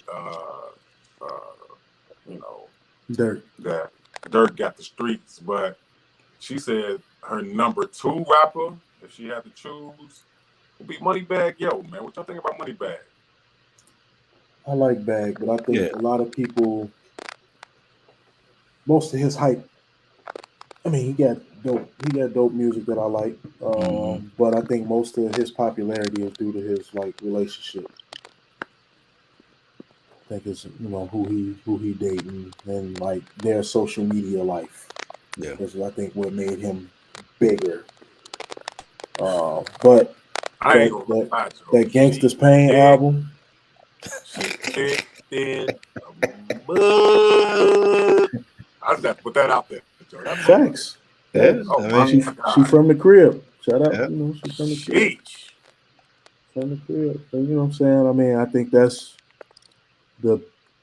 I'm not gonna say the basis, but I think that's what made him bigger. But he got joints. He got joints. He got some good music. Yeah, he got some joints that I play a lot. Man. Facts. But you wouldn't put Moneybagg in the top 10. Yeah, I mean, this era, this generation, the young short, he definitely in there. If I was 25, March 25. Yeah, he's Oh, definitely okay, in well, that. maybe she right then. Okay, cool. All right. I mean, you got Baby Dirt. No particular order, but Baby Mhm. Dirt, Bag, Da Baby. NBA YoungBoy is like Yeah. Young. NBA YoungBoy. Like, now that's probably the hottest rapper for like the youngins is NBA Be a young YoungBoy. boy. NBA YoungBoy is like, especially like online. Oh He yeah. got like a beehive. He like Beyonce, bro. He like Drake. He got, man. You bet not say nothing bad about NBA YoungBoy. Or you bet not. Them shorties would be on you. I guess. I mean, you know, Let's see. I only know like one or two of his songs. I never listened to an album of NBA YoungBoy. I'd say I I've never never. listened to I mean, I've attempted to. I mean, like I've attempted to. Like Yeah. now, see, like with my daughter, she Okay. NBA YoungBoy. I mean, Right. NBA YoungBoy, Lil Baby, Dirk. You know what I'm saying? Like, Okay. that's what they into. That's what they into. Yeah. I guess. I mean, I don't.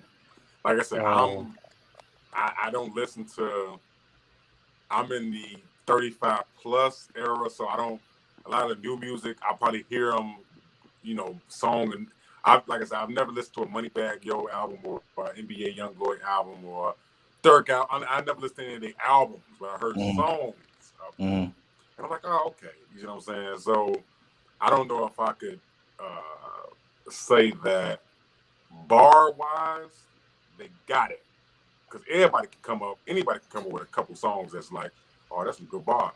You know what I'm saying?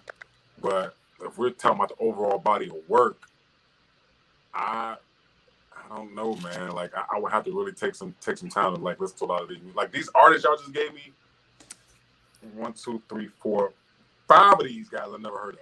So I'm gonna have to listen to them already. 1, 2, 3. Yeah, I'd listen to them and see. Yeah. I don't know. I think music is you'll have transcended. a good time with those.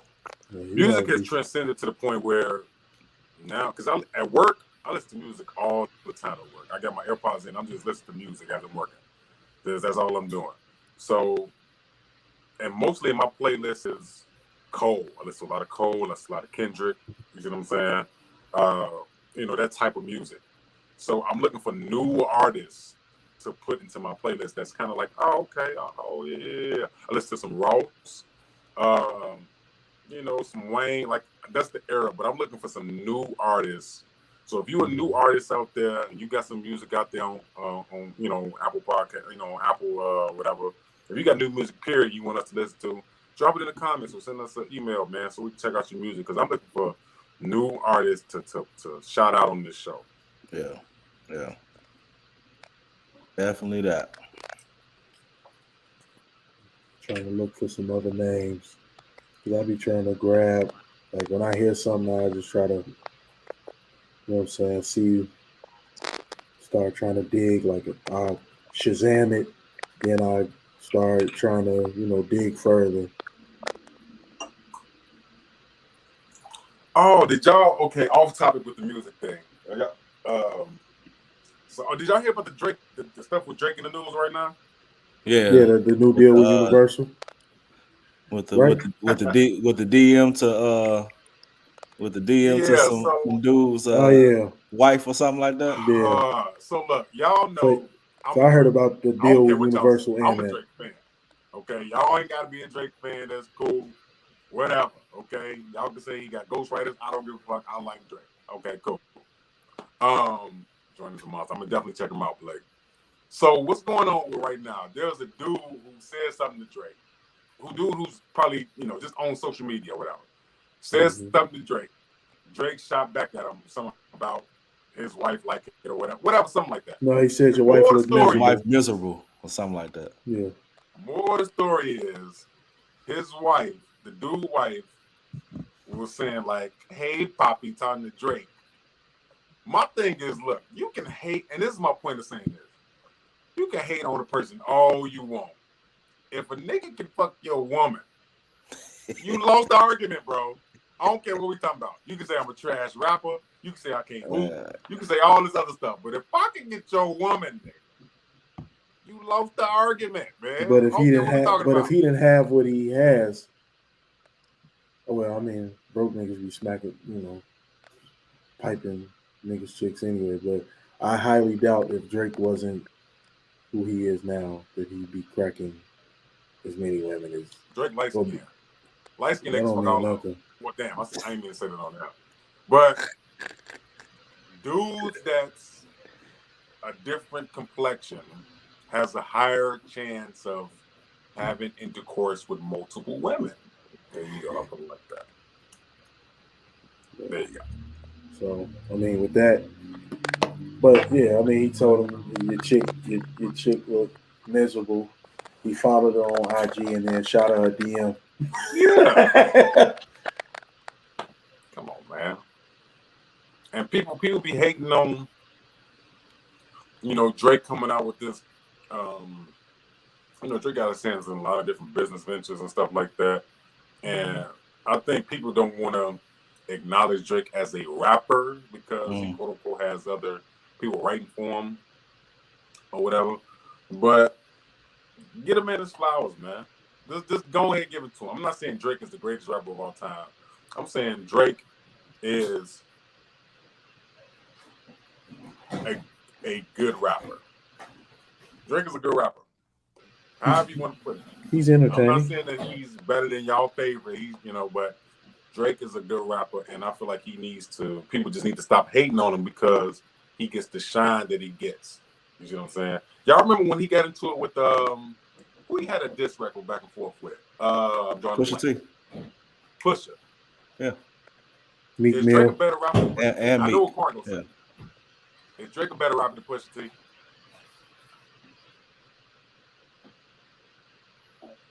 You already know my answer.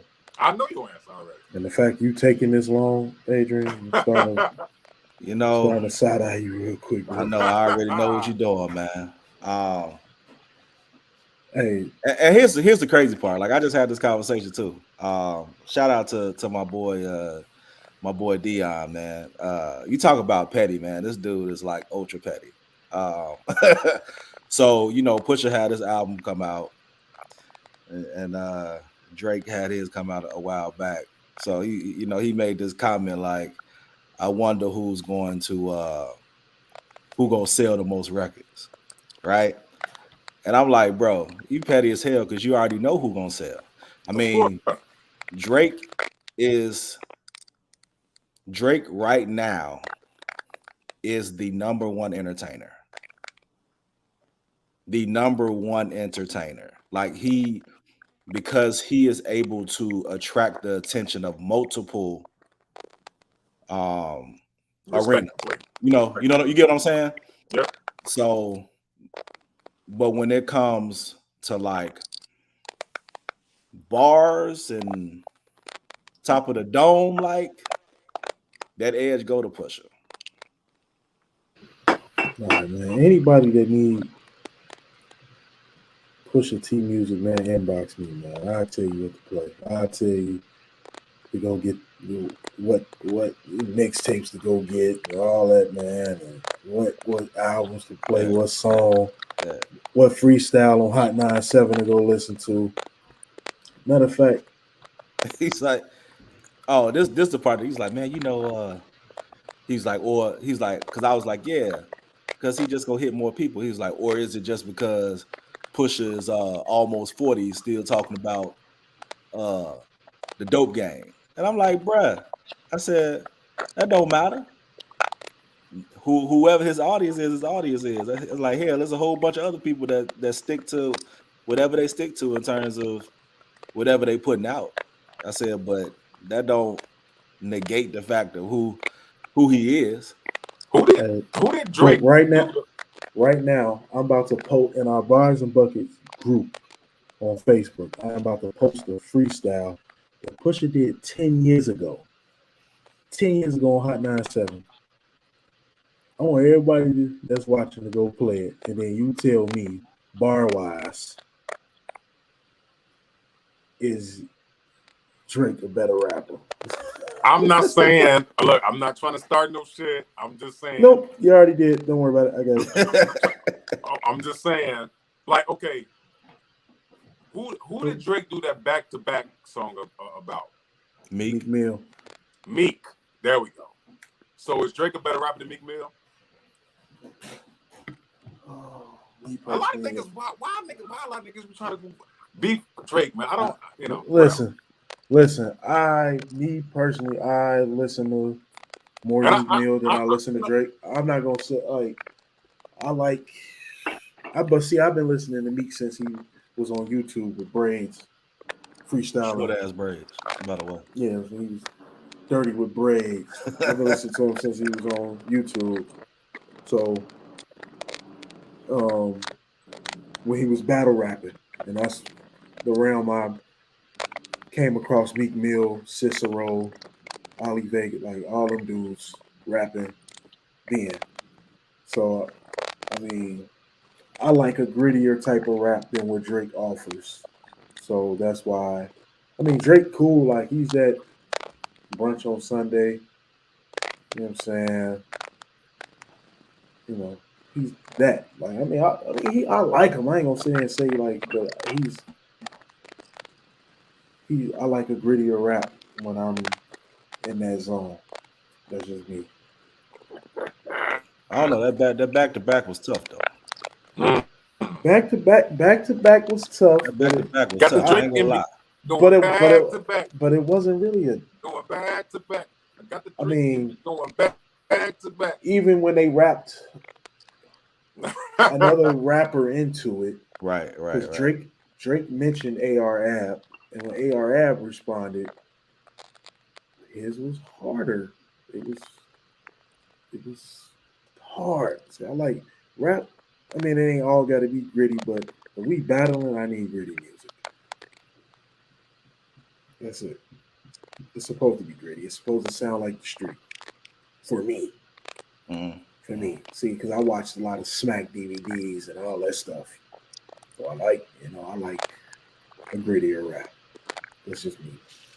So, who do y'all think had the best diss? Because a lot of niggas had diss tracks against Drake. Who do you think had the best diss track against Drake? Meek, Pusha T, Infrared. Meek, Pusha, or Kanye? Infrared, Pusha T. Simple. Shit, I don't remember. What was the? I'm tweaking now. What was the Kanye West one? The one Kanye with said Andre 3000. Kanye was like, I forgot the song, but he did it with 3 stacks. With 300 3,000. Oh, okay. Yeah. I forgot the shit he was saying, but yeah, he was. You know what I'm saying? But it's crazy now because Drake and Kanye do a lot of work together, do concert together. You know what I'm saying? So, well, I don't know if they just squash their beef. No, I don't know. That's because a very big homie stepped in. Who stepped in?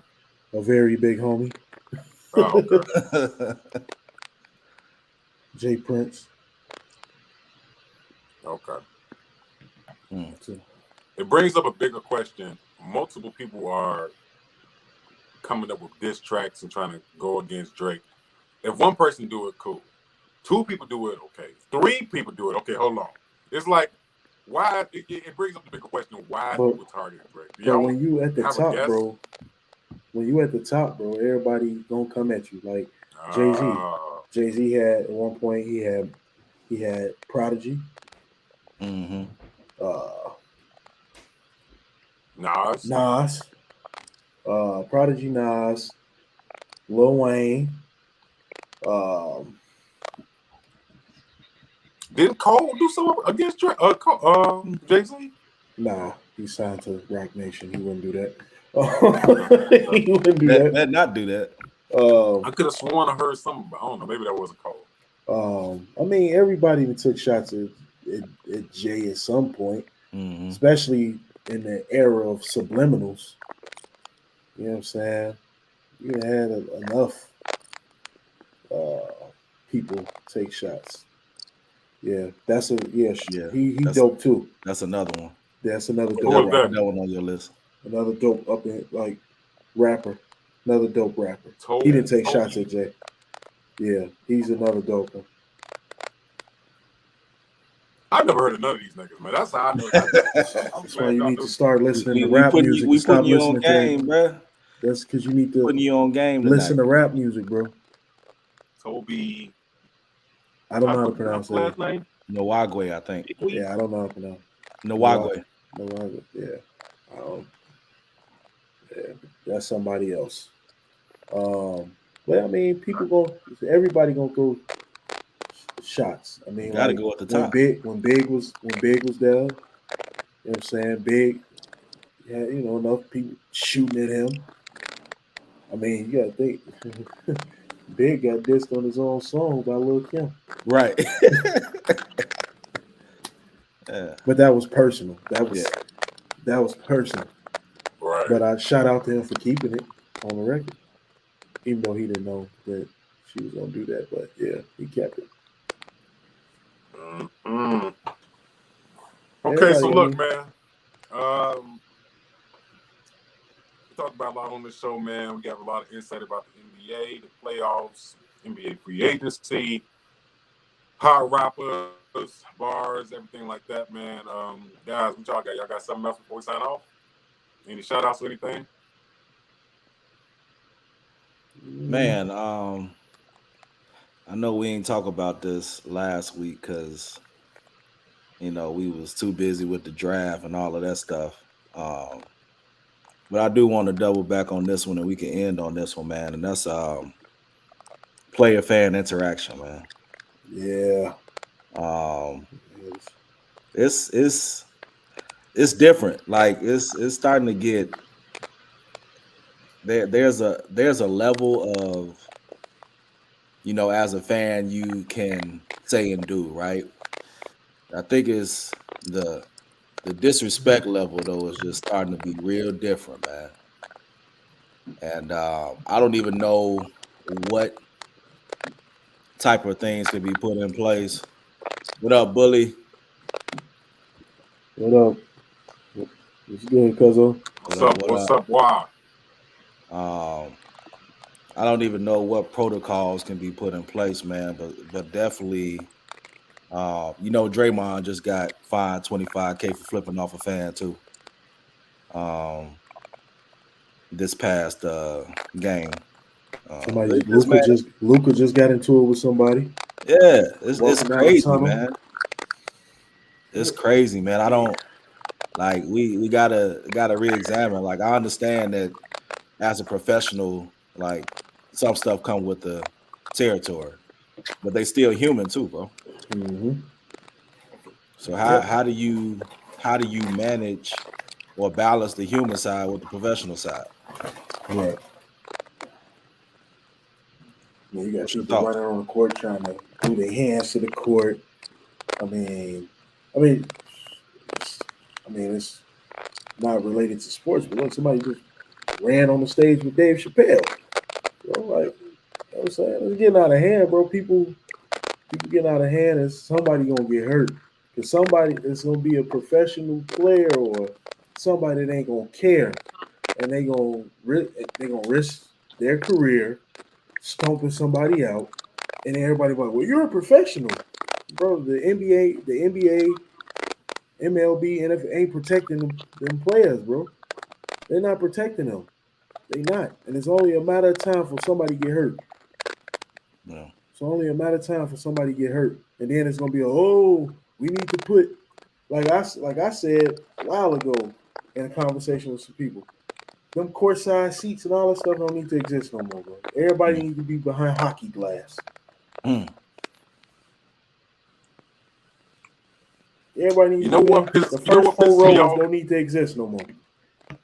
It's playoff time, man. It's playoff basketball. It's heated competition. You're really trying to win for your team. You're trying to win for your teammates, your coaches. You're trying to win for your city. You're trying to win a chip. You zoned in on the game. You're being real competitive. Then you hear a motherfucker in the stand say, "That's why your wife sucked my dick." You see what I'm saying? It's like, Out of hand, bro. It's disrespectful. The disrespect is out at of hand. what point is it cool to say, okay, fuck this basketball kid? You see what I'm Yeah. saying? I think the NBA needs to do a better job at, I ain't gonna say screening people who come to the games, Protecting but their players. y'all got to do a better. You know what? I say this, courtside, because it costs money to sit right there by the players' right seat. Y'all got to do a better job at seeing who the fuck is sitting right there behind the bench, right there. Y'all got to know who, because this niggas that's walk on the field, walk on the basketball court. It was a chick who tied herself to the. Y'all seen that shit? A chick who She tied tied herself herself to the rim, bro. goddamn ball. Come on, man. Y'all do no screening on these people. Because I'm gonna tell you, and this, you know, all I keep thinking about in my head, I can laugh about it now, but when it went down, it was crazy as hell.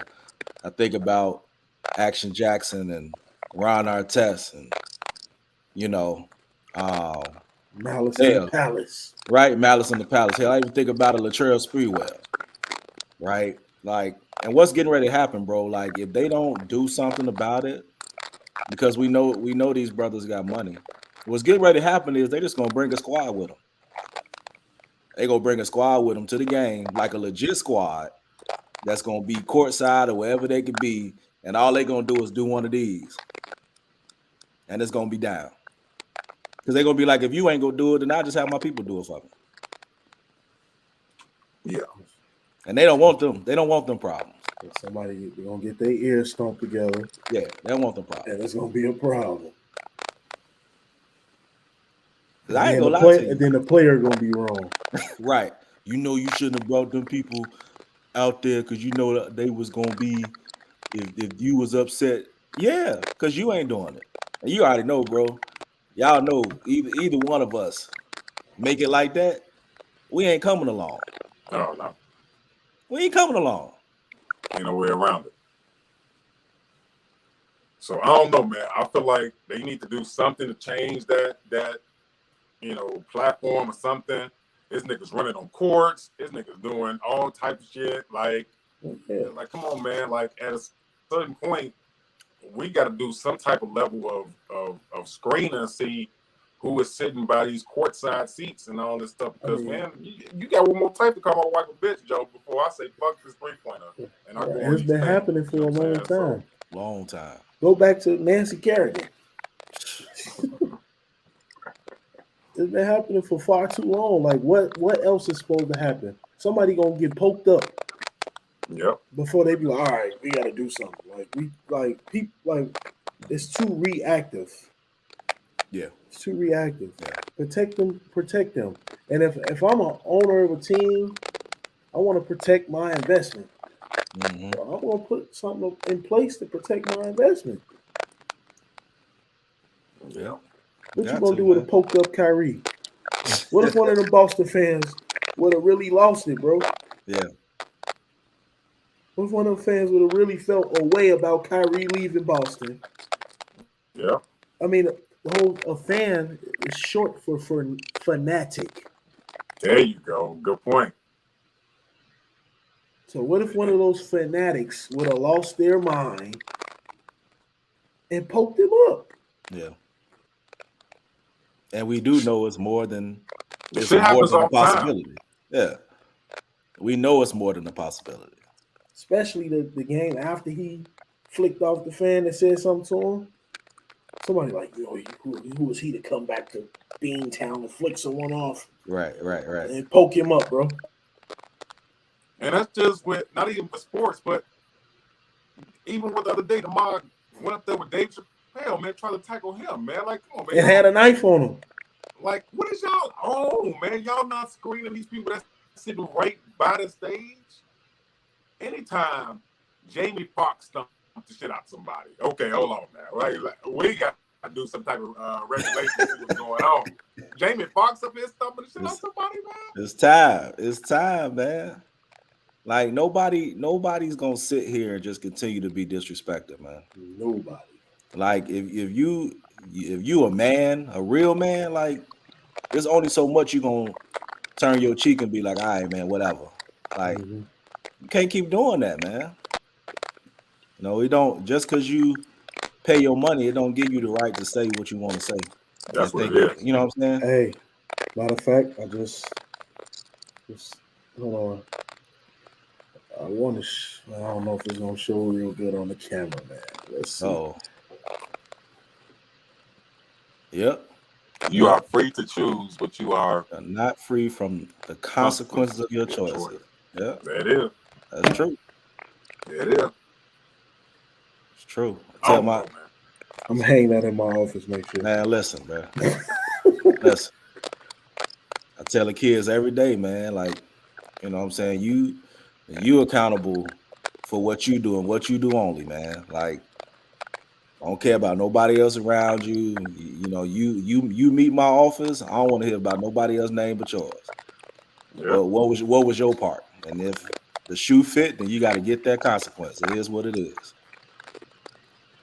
So that's definitely a relatable thing, even in real life, man. You know. Yeah, that's true too, Bully. Yeah. Yep. My mama. It will. Those insurance policies, man. I'm telling you, Joe. Or let's just say somebody get hurt. Let's just say I'm Kyrie, I get hurt in Boston, and I decide to sue the Celtics and the NBA for not protecting me. Yep. I'm suing the arena and I'm suing the league. You should, and I feel like you can justify it because if it's Game 7, let's say it's Golden State and Memphis, and it's Game 2, and there's 5 seconds left, and I'm Ja Morant, and I'm in Golden State, and I'm at the free throw line, and a crazy Golden State fan just come out of nowhere and just still on my ass. Oh, wait a minute. I'm suing this whole arena. I'm suing Golden State. I'm suing security company. Security company. Run on the court. Yeah. And just still on my ass. You know what I'm saying? Yeah. Suing everybody. Yep. Fuck all that. Yeah. I agree. Yeah. But yeah, man.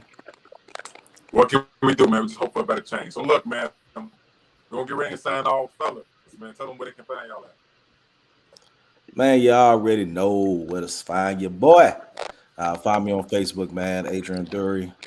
Find me on Instagram, Urban Gentleman 85. And you know, of course, as always, for the bros, I got a pub, click, share, subscribe to Bars and Buckets podcast crew on Facebook, Instagram, YouTube, Google Podcasts, Apple Podcasts, Anchor. I mean, we all over the place right now, man. So certainly, you know what I'm saying, check in with us. Make sure you share with your people. Make sure they join in and checking in with us every week too. It is Corn. Find me, Cornell Shelby II, on Facebook, on IG, gold_mind_CEO 84.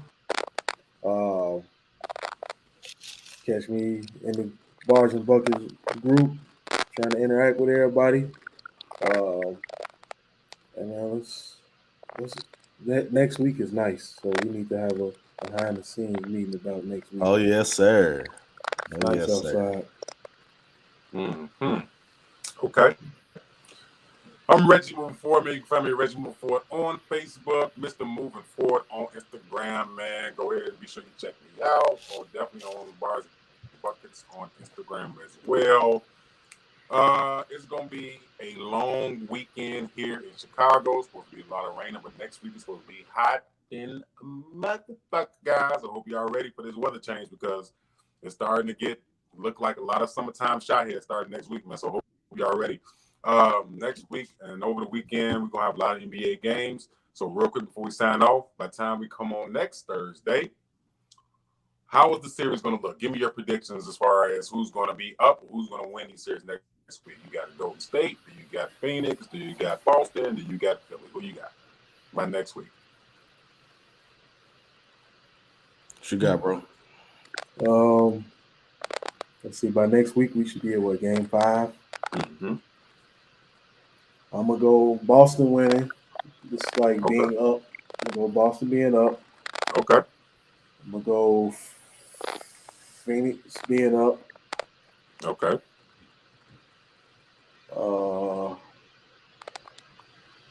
I'm gonna go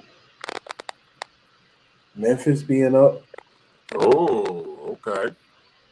and let's see if Embiid come back.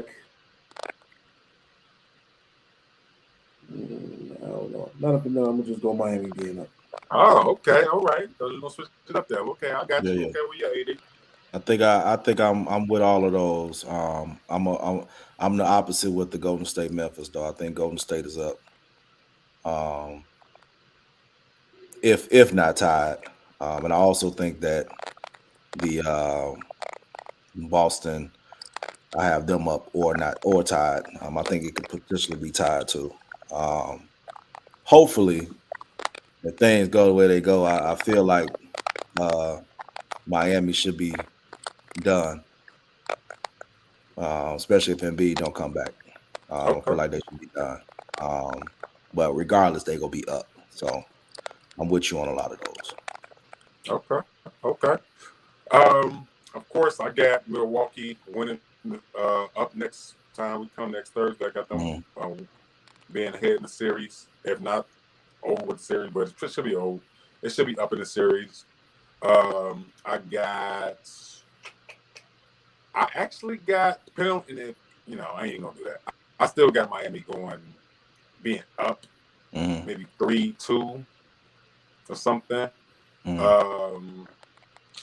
Going to Golden State is going to be tough for Memphis. I like Memphis. I actually like, I love underdogs. I got that series going 7, but I got Golden State winning. That's being up in that series by next Thursday. And my sleeper, I got Dallas winning the next 2 games in Dallas. I got Dallas tying the series against the Phoenix. So I'm not saying that Dallas is going to beat them as this series. I got them going home and taking care of business. So I see that series being 2-2 next week.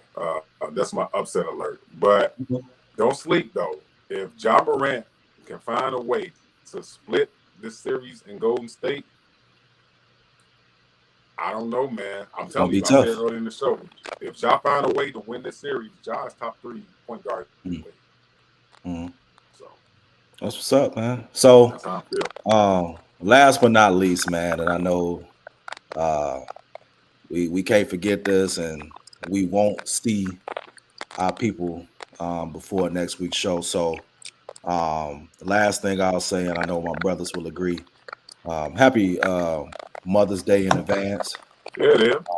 To all of the mothers out there, man, we appreciate y'all and what you do as nurturers, and all of the above, man. I know that we've all seen mothers who have carried multiple hats and had to do different things in order to make things work, man. So I just want to, on behalf of the brothers, and they can say their speech too or they spiel, just want to give my appreciation to the mothers in the world, man. Y'all are definitely who y'all are, man. Because I tell people all the time, don't if the roles are reversed, I ain't carrying nobody for 10 months. Facts. That alone shows just how unique and powerfully made you all are. So happy Mother's Day to you, man. I hope you all enjoy your Mother's Day Sunday, and may it bring you joy and everything else you ask for, man. Yeah, happy Mother's Day to all the great mothers out there, to the lousy bitches too. Happy Mother's Day. Everybody out there that's celebrating the birthday. Oh, shout out to my I ain't mean to call you. I'm sorry. To the lousy women out there. The lousy women, happy Mother's Day too. But one of our brothers, man, he celebrated a birthday today, man. Happy birthday, Mark, man. We love you, boy. Yes, sir. Everything. Corn got a birthday coming up too, man. AD first.